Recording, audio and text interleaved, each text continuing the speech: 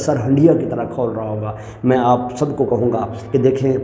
جو بھی اس طرح کے مرض میں مبتلا ہے، والدین کا نافرمان ہے، ماں باپ کے ساتھ برے اخلاق سے پیش آتا ہے، سود کھاتا ہے، زنا کرتا ہے،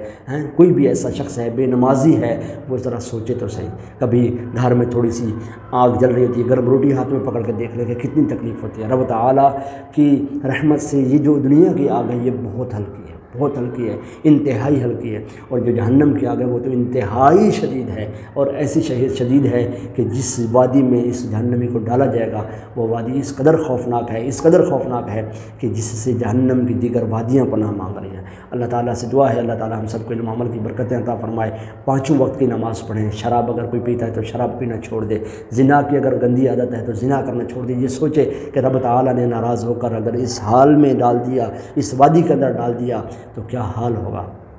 سود خوری کرتا ہے تو سود ختم کر دے، جن کا سود کا